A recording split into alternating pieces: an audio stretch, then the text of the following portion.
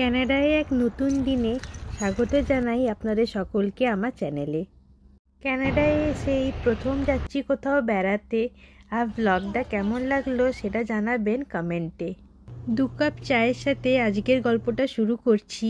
আমরা তো ভীষণ এক্সাইটেড, ক্যানাডায় এসে প্রথম কোথাও ঘুরতে যাওয়ার প্ল্যান করেছি।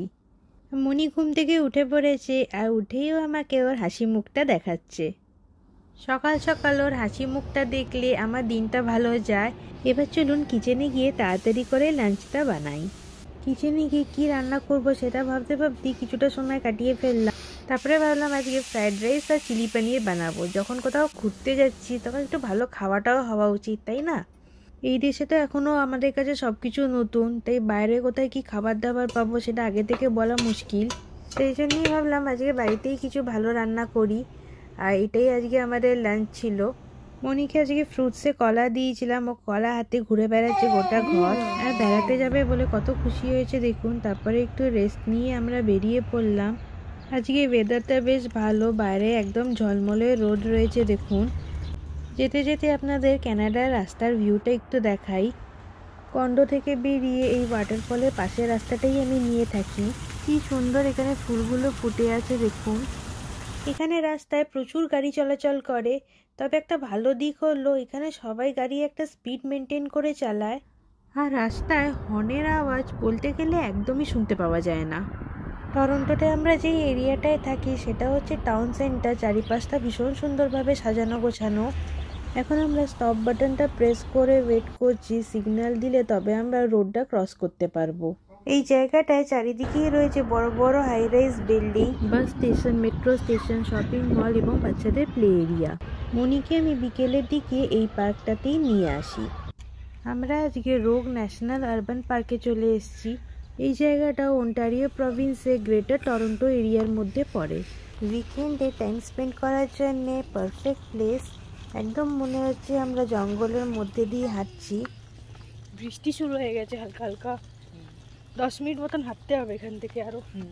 মর্নিং বা ইভিনিং ওয়াক করতেও এখানে বেশ ভালো লাগবে। এটা নর্থ আমেরিকার মধ্যে one of the largest national park বলে জানা হয়।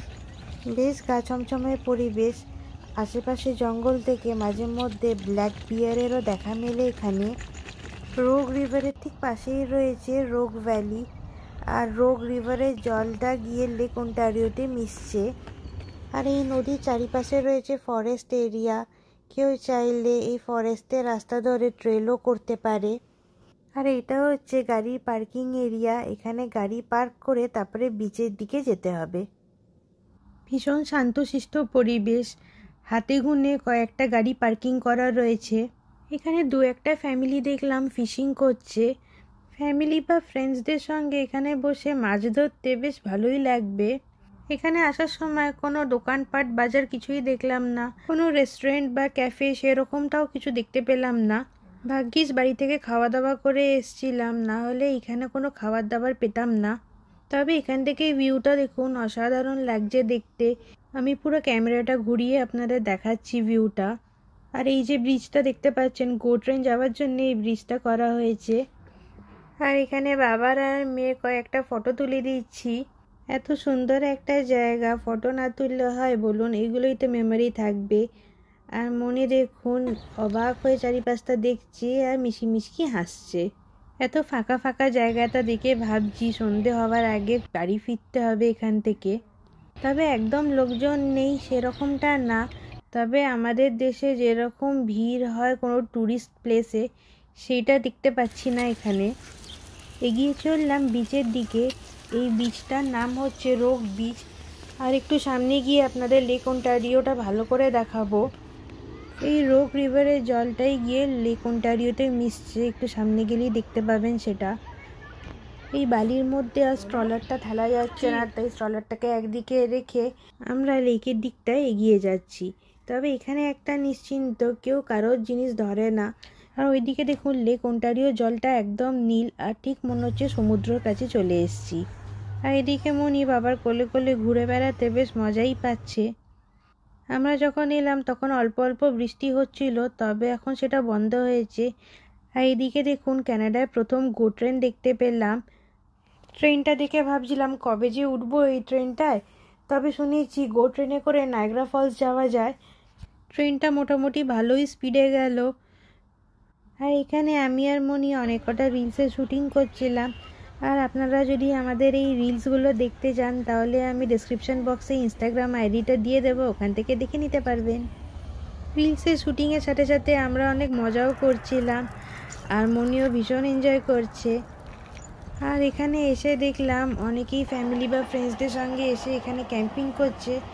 দেখুন আবার একটা গো ট্রেন যাচ্ছে, এখানে পরপর অনেক কটা গো ট্রেন গেল এইটুকুনি সময়ের মধ্যে।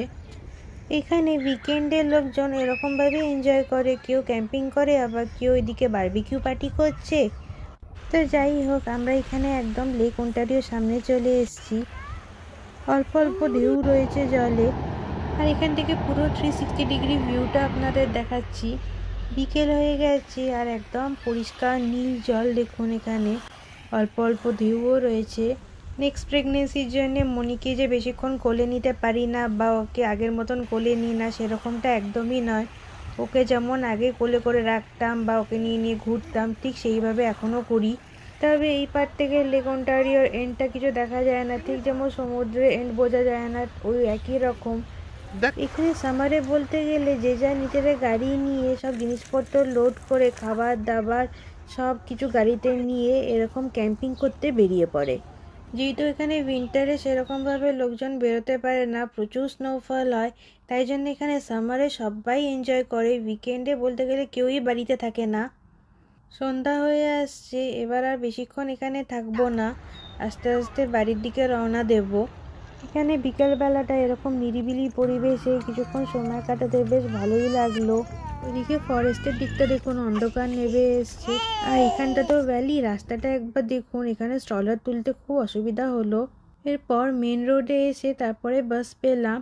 তবে এখানে টরন্টোতে বাস কানেক্টিভিটি ভীষণ ভালো, একদম বেশিক্ষণ অপেক্ষা করতে হয় না বাসের জন্যে। আর এখানে বাসে প্রেস্টো কার্ড চলে, আমরা প্রেস্টো কার্ড রিচার্জ করিনি, আর বাসে উঠেই ফার্স্টে প্রেস্টো কার্ডটা ট্যাপ করি, এরকমভাবেই বাসে পেমেন্ট করি আমরা। আর এখন আমরা বাড়ি চলে এসেছি। করেছিস এটা? হ্যাঁ, কেন ফেলেছিস এত দূর? কেন করেছো তুমি? আর এখানে মনির কাণ্ড দেখুন, পুরো সিমিলাকে ফর্মুলা মিল্কটা বেডে ফেলে দিয়েছে। এরপর আমরা ডিনার করলাম, ডিনারটা বাইরে থেকে আনিয়েছিলাম। এরকম ভাবেই আজকে দিনটা কাটলো। দেখা হবে নেক্সট ব্লগে একটা নতুন এপিসোডে আপনাদের সাথে।